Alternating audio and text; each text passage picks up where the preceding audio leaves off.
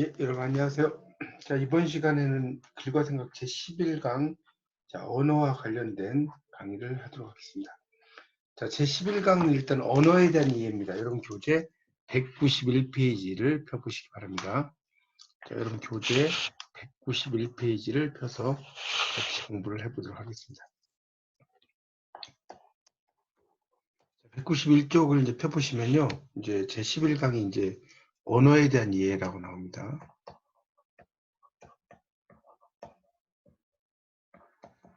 자, 그래서 이제 언어를 어떻게 이제 발전시킬 것인가 이런 것과 관련된 내용이 바로 이제 이 언어에 대한 이해라고 볼 수가 있겠죠.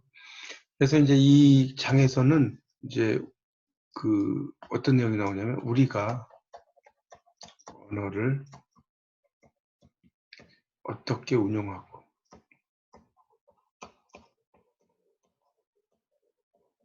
어떻게 발전시킬 것인가.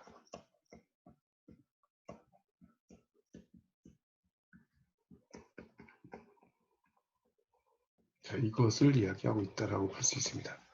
그래서 이제 이 장에서 이제 언어에 대한 이해에서는 이런 대상으로서의 언어를 어떻게 인식을 하는지, 그다음에 우리가 이제 어떻게 이 언어에 대한 평가 이런 것을 하는지에 대한 내용으로 볼 수가 있겠습니다. 그래서 여기서 또 좀 이야기하고 싶은 것은 첫 번째는 이걸 좀 필기를 좀 해보세요.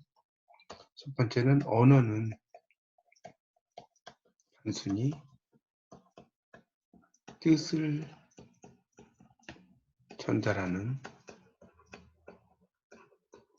매체의 기능에 그치는 것이 아니다.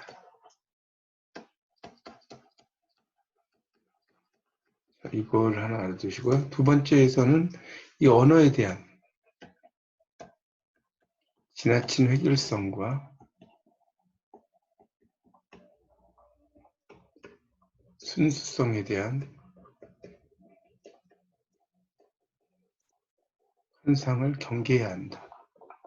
자, 거기에 대한 이제 환상이 있겠죠.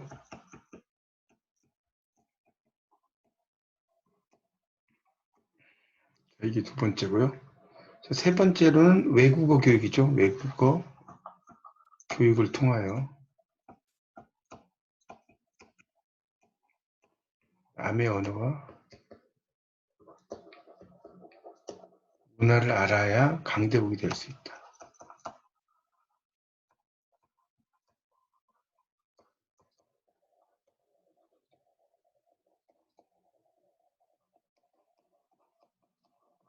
이렇게 이제 이해하는 것이 상당히 중요하다고 볼 수가 있겠습니다. 자, 그래서 이 내용을 잘 필기를 좀 해 주시기 바랍니다. 세 가지. 자, 그래서 이제 그 191쪽을 이제 다시 보시면 페이지 191쪽에 거기에 보면 이 언어와 문화의 가치에 대한 이야기인데 거기 이제 두 번째 단락에 보면 첫째라고 나왔죠. 첫째, 뚱감쳤어요. 그래서 교육 현장에서 자주 접하는 도구 과목이라는 표현의 협의성을 생각해 보자. 맞죠? 그러니까 표현이 이제 도구 과목이라는 거. 그래서 이제 그 다른 교과목과 함께 국어, 영어, 독어, 불어, 제2외국어를 이제 그 도구 과목이라고 지칭하는 일이 있다. 그래서 이제 교과 내용을 이수하기 위한 도구일 뿐이다. 이렇게 설명을 하고 있죠. 자, 그 다음에 이제 192쪽을 보세요. 192쪽에 보시면 두 번째 단락에 둘째로 동그라미 치시고 우리가 경계할 것은 지나친 획일성과 순수성에 대한 환상이다. 획일성 하나로 딱 정해져 있다는 소리죠. 그 다음에 순수성, 순수하다는 거죠. 그런 걸 알아두시고요. 그 다음에 이제 두 번째 단락에서 그 한 6줄 내려오면 이제 다양성 속의 일치다. 나오죠. 하나로 이제 모아진다는 겁니다. 그렇죠. 다양하지만 그 속에서 하나가 모아지는 거. 그런 것을 중요하다. 그러니까 우리가 그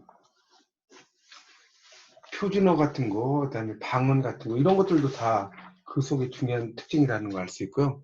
그다음 셋째, 그 마지막 단락이 있죠. 외국어 교육이다 이러면 나오죠. 외국어 교육이 이제 상당히 또 중요한 그 하나의 특징이 될 수 있다. 이렇게 볼 수가 있겠죠. 외국어 교육이 중요한 특징이 될 수가 있습니다.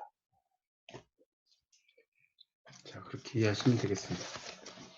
이제 이런 것들을 통해서 이제 우리가 외국어 교육 같은 것도 상당히 중요하다. 우리가 그 국문학 국악을 한다고 해서 우리말만 하는 게 아니고 외국어도 상당히 관련돼서 잘 공부를 해야 된다 이런 내용이겠죠. 자, 194쪽입니다. 언어 6가지 기능인데 이걸 이제 주장한 분은 이제 바로 로만 야콥슨이라는 분이 되겠죠. 아, 이 책이 이제 지금 언어와 문화적 가치라고 하는 것에 저자에 대한 이야기를 조금 빼먹었네요. 그 193쪽에 보시면 이제 김한진 교수라고 나왔죠. 그래서 충남 홍성 출생이고 서울대 국문과를 졸업했고 문학박사, 서강대 서울대 교수 역임했고 서울대 명예교수, 그 다음에 학술원 회원이고 저서로 이런 작품들이 있다고 나오고 있습니다. 그 다음에 이제 언어와 문화적 가치에 관하여라고 하는 게 나오죠. 그래서 이제 이 언어는 의사전달을 위한 단순한 도구에 그치지 않고 그 이상의 그런 문화적 가치를 지니고 있다. 그리고 우리말의 순수성과 표준화의 획일성에 대한 환상을 버려야 된다라는 내용도 나오고 있습니다. 자, 그래서 이제 이 언어의 6가지 기능이라는 게 이제 바로 이제 로만 야콥슨이 주장하는 내용이죠. 로만 야콥슨은 이제 러시아 출신의 미국 언어학자라고 볼 수 있겠죠. 자, 그래서 이제 이 존재와 이름이라고 하는 게 나오는데, 기독교의 하나님은 세 이름이 있다. 성부, 성자, 성신. 우리 이제 천주교에서도 성부와 성자와 성신의 이름으로 이렇게 기도를 하지 않습니까? 그런 내용을 쭉 설명했고요. 삼위일체설부 이런 내용도 있습니다. 그건 여러분이 읽어보시고, 이제 여기서 중요한 것은 195쪽에 나오는 언어 그 6가지의 표정이라고 하는 게 나옵니다. 자, 195쪽으로 이제 넘어가면, 우리 두 번째 단락. 이때 우리는 말하는 사람, 말 듣는 사람, 쓰여진 말. 이걸 이제 전언이라고 하죠. 전달된 말. 무엇에 대해서 말하게 되었는가? 이런 거. 어떤 환경에서 말하게 되었는가? 어떤 말을 사용하는가? 그래서 이제 그 밑에 보면 이제 말하는 사람이 하자고 전언. 이게 이제 메시지라고 써있어요. 도표에. 전하는 말이니까. 그 다음에 말 듣는 사람 청자겠죠. 그 다음에 그 밑에 보면 이제 정보적 기능이라고 나왔는데 정보. information. 둘째 줄 마지막 줄에 관련 상황에 대해 말하는 사람이 듣는 사람에게 내용을 알려주는 기능이다. 이런 말 나오죠. 알려준다. 그래서 이제 그런 내용이 나오고요. 그 다음에 이제 196쪽으로 이제 가보면 거기 이제 그 나무에 대한 이야기 나오죠. 한 5째 줄에. 나무, 트리라고 이제 영어로 하지 않습니까? 이걸 이제 나무라고 부르지 않으면 행세를 못한다. 자, 퀴리 부인이 라듐이라는 원소를 발견해요. 라듐이라는. 그런데 이제 라듐이라고 이름 붙이기 전까지는 라듐은 인류에게는 없는 거나 마찬가지라는 거죠. 그래서 천지가 창조된 태초부터 있었을 것인데 이제 이 퀴리 부인이 발견했다는 겁니다. 자, 그 밑에 이제 의미의 삼각형이 나와 있어요. 이렇게. 그래서 이제 이게 사고, 생각이죠, 생각. 의미 개념이고, 그 다음에 이제 그 호칭 있죠. 영어로 쓰면 나무겠죠. 그 다음에 사물, 대상이 있겠죠. 이 사물 대상은 이제 이렇게 나무의 그림이 이렇게 있고, 이걸 이제 우리가 트리라고 이야기를 한다라고 볼 수가 있겠죠. 그래서 여기 이제 점선으로 이렇게 되어 있죠. 왜 사물과 이름은 점선이냐? 철수라는 사람이 나에게 친절하면 그는 나에게 좋은 사람이어서 나는 그를 친구로 생각하고 다정하게 철수야 부르지만 그가 나에게 해를 끼쳤다면 그 사람은 나에게는 나쁜 사람이 되죠. 그래서 그놈이라는 호칭을 붙일 수가 있죠. 그러니까 이름은 사물과 직접 연결되지 않고 반드시 의미를 통하여 연결된다는 그러한 사실을 알 수가 있다는 거죠. 그런 내용으로 이제 쭉 설명이 되고요. 그 다음에 나오는 게 이제 197쪽에 2번에 이제 표출적 기능이라고 하는 게 있어요. 표출. 말하는 사람에게 초점이 맞춰진 기능이라는 거죠. 그래서 이제 우리가 이제 장구한, 아주 오래됐다는 것도 장구한인데 자앙구한이라고 장을 길게 발음을 해도 5,000년 역사가 뭐 6,000년, 7,000년이 되지 않죠. 우리가 옛날도 이제 길게 해서 옛날. 그다음에 커다란 바위. 길게 발음을 하는 경우가 있죠.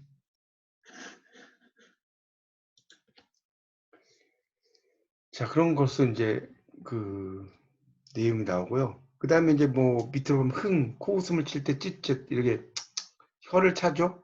이게 문자로 표현하기 어렵다. 소월의 19에 보면 김소월의 진달래꽃이죠. 거기에 이제 끝에 보면 뭡니까? 사뿐히 지려밟고 가시옵소서.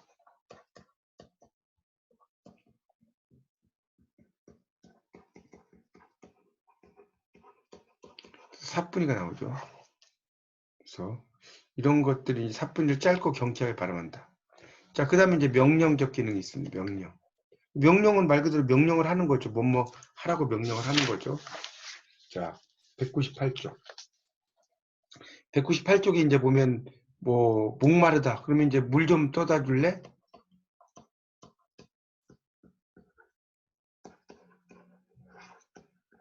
이렇게 이제 이야기를 할 수 있죠. 그런데 이제 그거를 이야기 안 하고 위에서 한 7째 줄쯤에 나오죠. 목이 컬컬한데 점점점. 이러면 뭐예요? 물 좀 떠다 달라는 소리죠. 이런 걸 이제 우리가 이제 화용론이라고 이야기하죠. 말씀하자에 쓸 용자에 논할 논자죠. 이걸 이제 화용론이라고 이야기합니다. 그 밑에 이제 나오죠. 그러니까 이게 차 한 잔 가져다 주시겠소라는 뜻이고, 만약에 이제 그 창문이 닫혀 있어요. 그럴 때 날이 꽤 덥군. 이렇게 나왔다고 칩시다. 그럼 이건 뭐예요? 창문을 좀 열라는 뜻이죠. 자, 이렇게 볼 수 있겠죠. 자, 그 다음에 이제 네 번째가 친교적 기능입니다. 198쪽에. 친교적 기능이라는 것은 친한 교인한테 행동한다는 거죠. 그 밑에 바로 얘가 나오죠. 아저씨가 안녕하세요. 아저씨 안녕하세요. 어디 가세요? 이렇게 나왔어요. 어디 가는지를 몰라서 하는 게 아니라 어디 가세요? 있는지 아는 체 하는 거죠. 응, 철수구나. 학교 갔다 오니? 이렇게. 학교 갔다 오는 거 다 알죠. 그냥 이제 서로 어떤 친교를 하는 내용으로 설명을 하고 있다는 겁니다. 그런 내용 정도 이해하시면 되겠고요. 자, 그 다음에 199쪽 5번 관어적 기능. 이때 이제 관이라는 것은 관련되다는 뜻이에요. 관련되다. 말과 관련되다는 뜻이죠.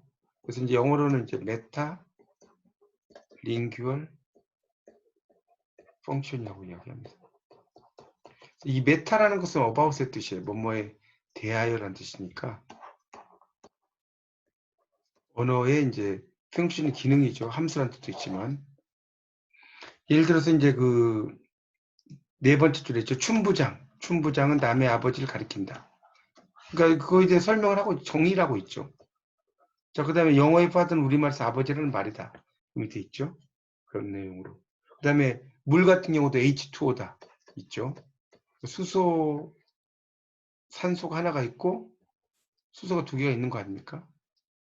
물이라는 걸 화학구조로 보면. 이렇게 이제 뭐뭐에 관해서 이야기하는 걸 관어적 기능이라고 한다. 자, 그 다음 6번은 미학적 기능이죠. 이 미학적 기능은 이제 말이 아름답게 하기 위해서 이제 이야기를 하는데, 예를 들어서 다섯째 줄 순이와 바둑이, 바둑이와 순이, 어느 것이 잘 들리느냐. 우리말에서는 음절수가 적은 단어부터 말하는 것이 더 잘 들린다. 순이와 바둑이. 이렇게 이야기할 때 순이, 바둑이 더 적죠? 그러니까 이런 것이 더 잘 들린다는 거죠. 영어에서도 메리와 엘리자베스 하면 메리 앤 일리자베스 이렇게 강세가 오죠. 우리가 엘리자베스라고 하지만 영어로는 일리자베스라고 얘기하는 겁니다. 우리 개구리 노래를 한다. 다음에 뭐예요? 아들, 손자, 며느리 다 모였어.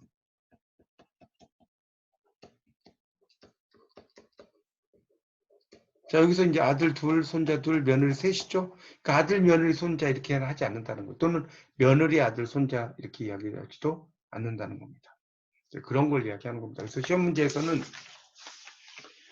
여기 이제 기능이 있죠. 1번에 정보적 기능, 2번 표출적 기능, 3번 명령적 기능, 4번 친구적 기능, 5번 관어적 기능, 6번 미학적 기능, 이걸 다 어떤 내용인지 물어보는 문제가 잘 나오니까 잘 알아두시고요.